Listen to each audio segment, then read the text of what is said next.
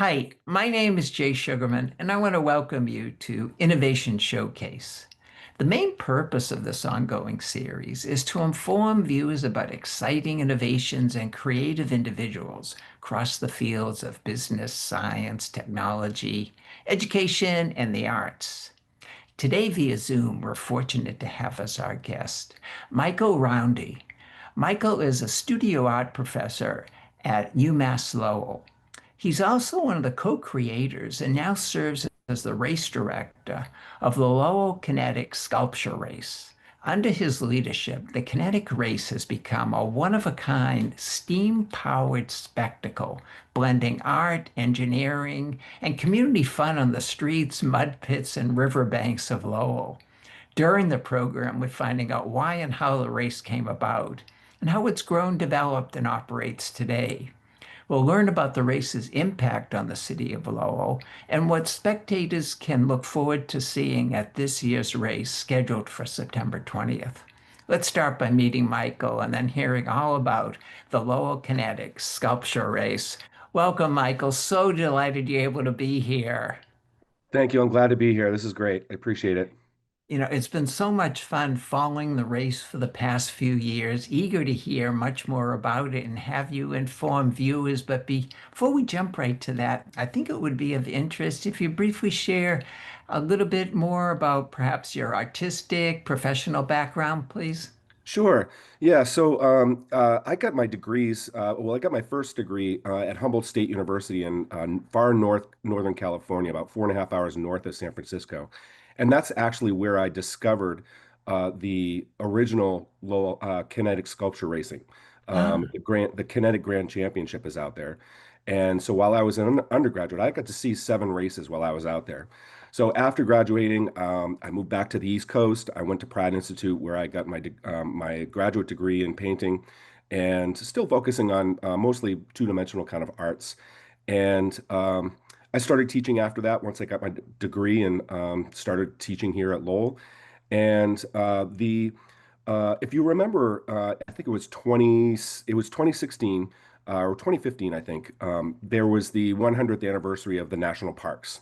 mm, And we have a national park here in Lowell, very well known, and a lot of the mills are in there and things like that. And so the national parks were giving out grants to all of the to a lot of the different national parks throughout the nation.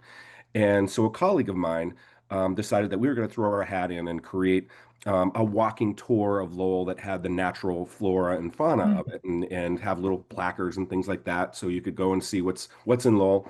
And there was a whole number of other people that were sitting at the table there that were all kind of pitching different ideas. And the leaders there from the park were like, I don't know, I'm not sure. And as I was sitting there, I said, you know what? Pull up this YouTube video. And it was, of the Kinetic Grand Championship. And I said, that I'd love to be able to do this. I've always thought about maybe having something out here like this. Like, I think it would be amazing. And they were like, wow, this is a great idea. But they were like, unfortunately, like it's a festival atmosphere. It doesn't really kind of fall under the grant. So I was like, okay, well, I've got this on my mind. I want to do this. I was talking to a friend of mine who at the time was working at a coffee shop here in Lowell Brewed. And she's like, you know what? I have a friend, Bianca, who does production for concerts and art production and all kinds of stuff. And she's like, why don't you have a coffee with her and tell her what your idea was? So I sat down with Bianca and over a cup of coffee, I told her I have got this crazy idea. What do you think about it? She's like, hold my beer. We're making this happen. And the rest is history. I mean, those first couple of years where it was a lot of her and I doing a lot of the legwork in it. And over the years, things have grown where we have a great team of people that helped produce the race, and that allows Bianca and I to kind of focus on some of the things that we specialize in. For me, it's working on the race and the view of the race, the art parts of it, and really helping teams and the marshals kind of put on a really good show for race day. How has the mission of combining STEAM, science, technology, engineering, art, and math shaped the race from the beginning? Yeah, so it's really kind of built upon that. It is, the original founder was, he was a metal sculptor and he added some extra wheels onto his son's tricycle. And a couple of his art friends were like, that looks cool. I want to do something like that too. And they started racing down Main Street of Ferndale, California, on Mother's Day. And it grew into now a 50-mile race that goes into the ocean, goes over rivers, giant hills, sand dunes, Wow. and and it has always been that kind of background or backbone of the race is not only kind of creating these kind of engineering feats, but also doing it very artistically and incorporating art within that creation. And I think it's a testament to some degree where we have a team from Lawrence.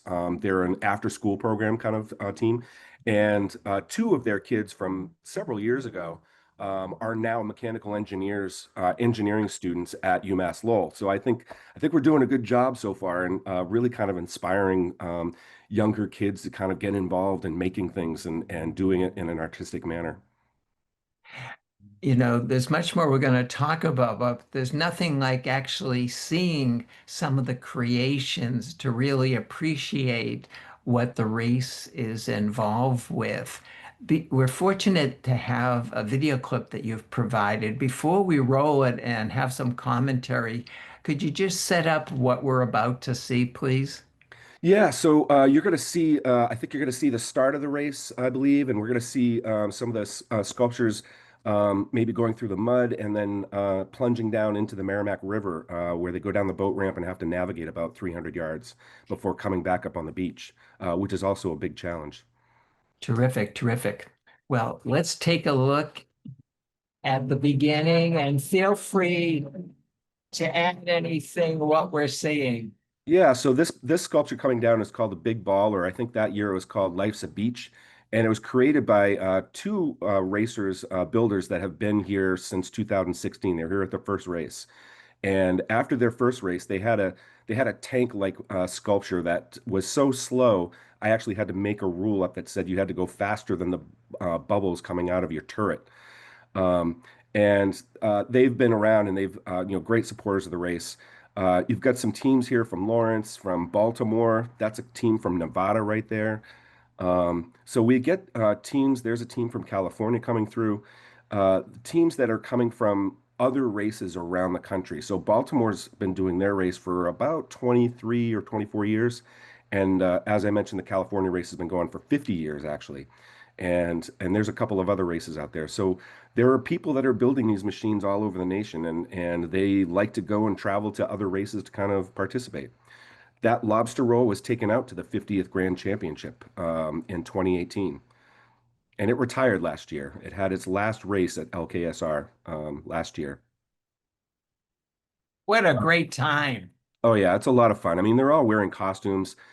Teams are encouraged to bribe spectators, judges, and marshals with bits of artwork or candy or things like that. Sometimes you'll get some stickers, maybe. That was Leonardo Don't. It was themed after Leonardo da Vinci.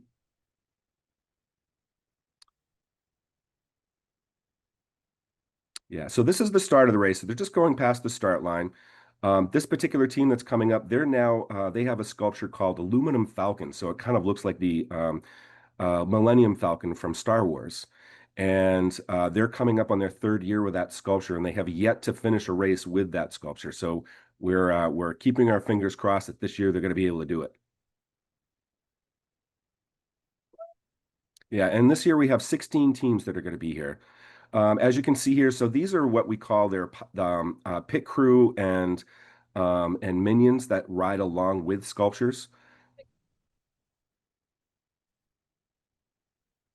You'll also notice in the video, you'll see some people on bikes wearing banana costumes. Those are our marshals, and they help to kind of keep teams on track and also kind of provide safety. So making sure that spectators are kept back as teams are riding by.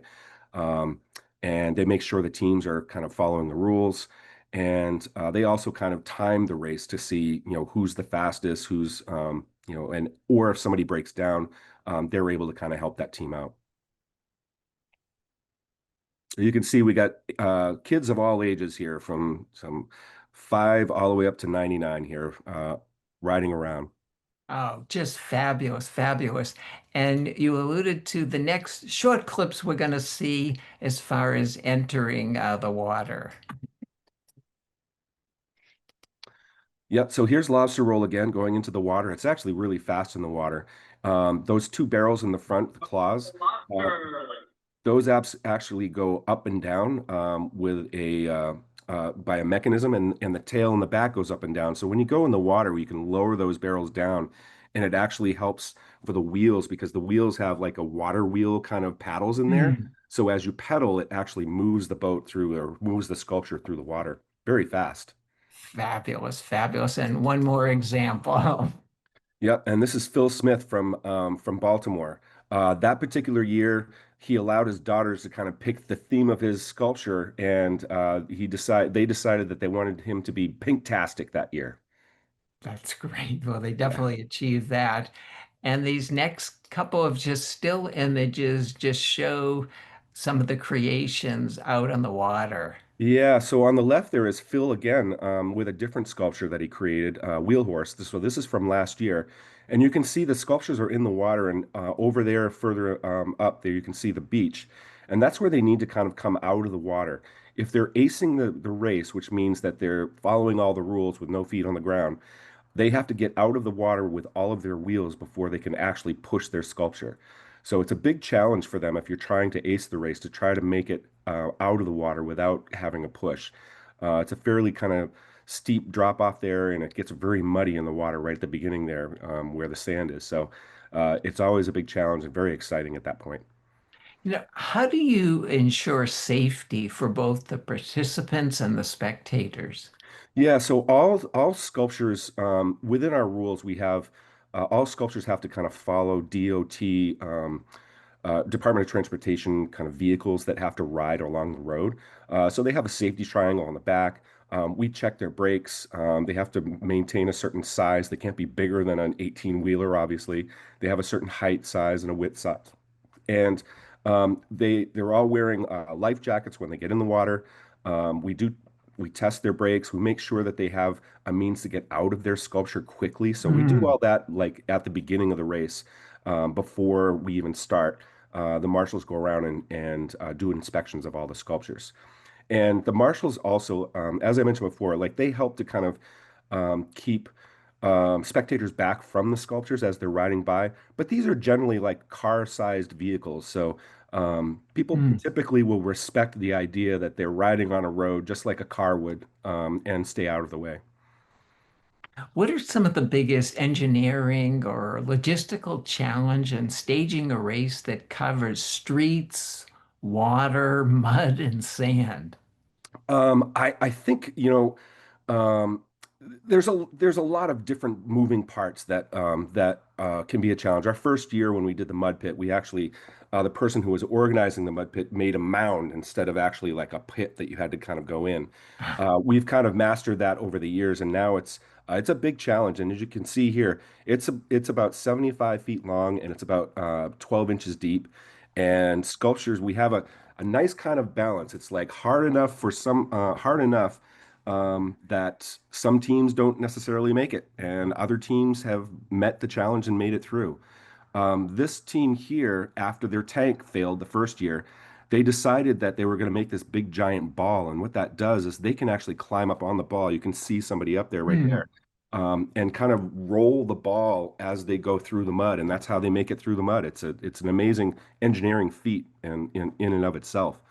Um, some of the other challenges for us as organizers of, getting a lot of people together and having multiple sites throughout the city was moving people around. So we had some challenges with shuttle buses moving from place to place, and we finally were kind of resolved that, and we're very happy with that. As long as the roads are clear, we have the possibility of some traffic issues that may arise, but we're keeping our fingers crossed that everything's going to be fine on race day. Terrific, terrific. And we have, just to finalize some visuals, just a wonderful miscellaneous selection of participants, spectators as well. Yeah, those are our marshals, and They unsung heroes. They work really hard throughout the day. This that particular team last year, they had a sculpture that was donated um, to the race, and so we had so I found these four Lowell school teachers to run this, and they decided to go with the Green Monster theme. So they were singing "Sweet Caroline" as they went through the race course. That's great. Yeah, And here's the highlight that we had seen earlier. classic lobster roll. Yep. Mm, fabulous. This team is from Make It Labs and Illuminati. In that particular race there, you can see the big back wheel there. They made a turn and their wheel actually kind of tacoed. It went like this, from Mm, flat to like this when they turned. So they got knocked out of the race before they even got to the water. So they went through the mud, but they didn't make it to the water.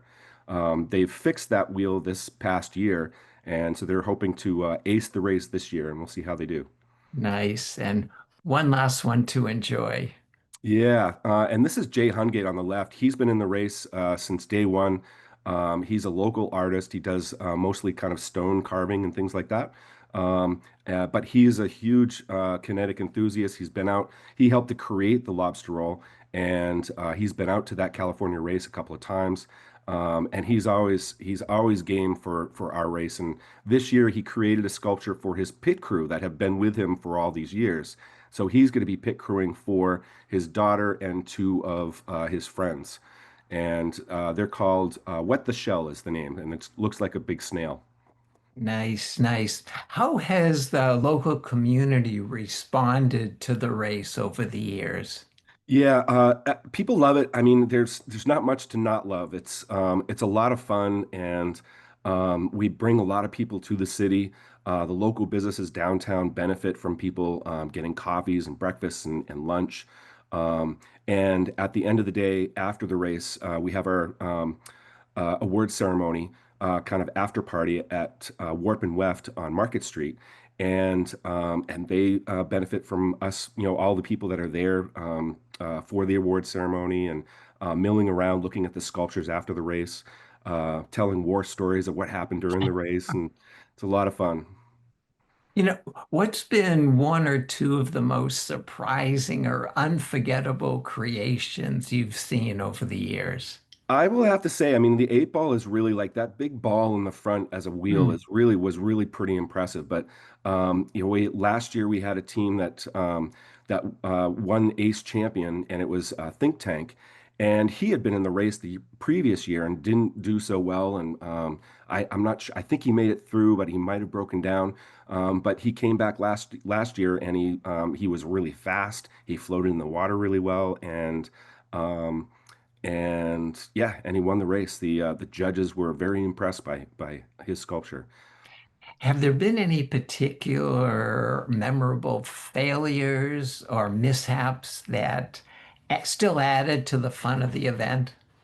I can say we probably have almost every year there's some Yeah. kind of like major mishap that happens, whether it's in the mud or coming out of the water. Um, our first year, Jay Hungate, who's like I said, he's been here for years. He tried to go through the mud pit and he didn't have the right gear in. And what happened was it wound up kind of twisting his sprocket. And after the race, we got to look at it, and it actually like the metal was twisted like it was a cruller, like a donut. Um, and Let me see. We had a team a couple years ago that was a youth team that we had some parents that were riding the sculpture through the mud, and the handlebars actually broke literally just like that in the middle of the Oh, mud, and that was funny too. There's a lot of great moments, and we champion the failures and we champion the wins too. And we have a next to last award. We have most epic breakdown. We have the Twisted Sprocket Award named after Jay Hungate for the most epic mud experience. that's So fabulous. it's a race against yourself, and it's not a race against everybody else, I would say. Oh no, and just all the smiles and the laughter, just the spirit of exploration, creativity, Yeah. just runs right through it, and failure is part of the whole process for sure. Yeah. The original founder was he is quoted as saying it's showing kids that it's fun to be an adult. Is where we're at. And I agree with that. That's great. And we definitely don't have enough of those experiences for sure. How are things shaping up for this year as far as participants, changes, developments from the past? Yeah, so this year we have 16 teams, so we're super excited about that. That's a good number for us. We have a couple of teams that are coming out from the West Coast. We have three teams that are coming up from Baltimore, and I think we have two or three brand new teams that are throwing their hat in the ring with new sculptures, and that's really exciting. There's a couple that are going to be kind of segmented, so there's going to be a rider on each way as they go, almost like a centipede. There's another, yeah. So there's it's very exciting because there's when we see growth each year of people making new sculptures, we love that, and that's what we want. We want to encourage that and see that. You mentioned earlier how some participants went on to study related topics in for their careers.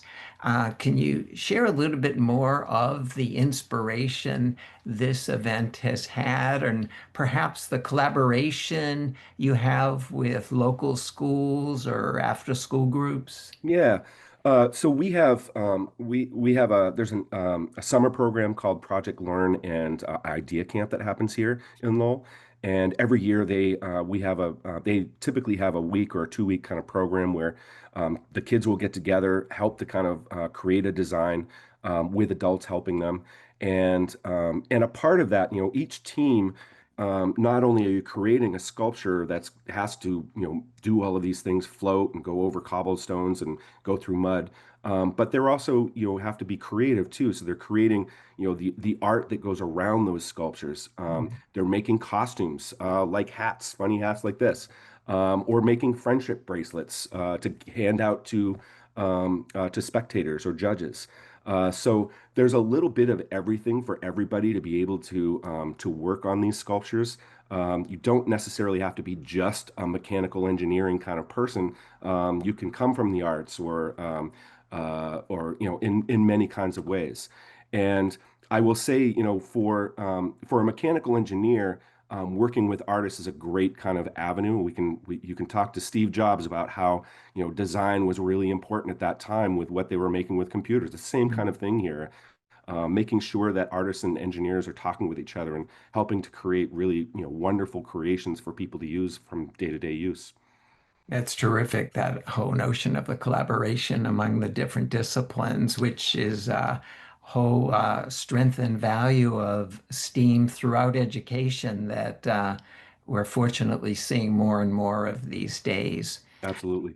Are there new elements or challenges you'd like to add to future races, perhaps? Yeah, so last year we tried this program and it didn't necessarily kind of fly. It was the first time we did it, and this year we're going to be doing it again, where when you go into the water, instead of just kind of doing a beeline towards the beach, we actually have a pontoon boat that's out there that has former judges on there, so former people that were judges of the race, where the sculptures have to go around the pontoon boat. They have to salute them and then honk their horn 3 times. So that's a new element that we've added. I think in the future, I personally would like to see, and this is obviously it's up to our committee that works on this. I helped to kind of form the map originally, and we've expanded it a little bit. I'd like to see a part of the race go a little bit longer, where we might have either some kind of wooded area or a park of some sort, and a big giant hill. I would like to see that kind of a challenge. We have a Mm. moderate hill after the water, but I'd like to see something a little bit more because some of our teams are getting a little too comfortable and acing our race. So we need to up the ante a little bit on them. That's terrific, terrific. For those watching and others who plan to participate as far as spectators, can you give us a sense of the timetable of the day, what it looks like and what it will look like on September 20th, please? Sure, yeah. So between 9 and 11, it's kind of meet the sculpture time down on Market Street. Our sculptures start arriving around 9 o'clock or so, and that gives spectators an opportunity to kind of mill around and look at the sculptures, talk with the builders, and talk with the pilots. At 11 o'clock, we start our opening ceremony, and usually, and that finishes up, and that's something not to be missed. We have the kinetic oath that everybody has to recite. And after that, we start the race around 11:30. We get over to the mud pit in about 20, 25 minutes or so. We start kind of lining up. And then from there, we head over towards UMass Lowell's North Campus and into the neighborhoods over there and down to the water. So we have a little bit of a break between when sculptures start arriving at the water so they can have some lunch, put on any of their flotation devices that they need, and we start putting sculptures down into the water at about 1:30 or so. And that takes about an hour for them to kind of make their way through the water. And then we head back to the finish line. And usually they get back there around 3:30-ish or so. And then we have our award ceremony at 5 o'clock, which is also a lot of fun to be able to give out these great awards that are created by a whole number of artists throughout the community. Fabulous, fabulous. Looking back, what's been perhaps the most rewarding part of this venture for you personally in co-creating and now directing the race? Yeah, I think, what Bianca and I saw originally in our vision and what we were hoping for. Like our first year, we had 8 teams, um, and we had our awards ceremony out in like the back of a parking lot out in the area, and we still had a lot of people that showed up. Despite the fact of us trying to kind of tell people what this kind of odd thing it is that we're doing, and like they couldn't wrap their head around it. And now, years later, we have thousands of people that show up every year. And even last year, it was raining, and we still had a whole ton of people that came out to watch the race. Um, there's lots of parking garages to be able to kind of park at. So I would say, and we have shuttle buses that will bring you to each of the different locations. So find a spot, I would say downtown near Market Street, and hop on a shuttle bus to go over to the mud or walk over. It's not too far, and then hop on the shuttle bus from there and go over to the water and have some lunch with the food trucks that we have there. And we have games for kids, so younger kids have lots of fun things to do there while they're waiting for the sculptures. And it's a great day. It's a fun day to kind of hang out with your family and come see something wild and wacky that you're not going to see in too many other places around the world. No, simply fabulous. In closing, Michael, how can viewers and others find out more, perhaps get in touch? Yeah, so go over to lowellkinetic.com, and there's a spectator guide there. You can read about the rules, which are pretty wacky. You can see find out about the awards. It gives you a map and a timeline of everything. And then we were also on socials too, so we're on Instagram and Facebook if you want to follow us there. Wonderful. We'll have some of those connections in our credits for people to note and look into. But unfortunately, we've come to the end of the program. I want to thank you again for taking the time to be here. Fabulous to learn about the sculpture race.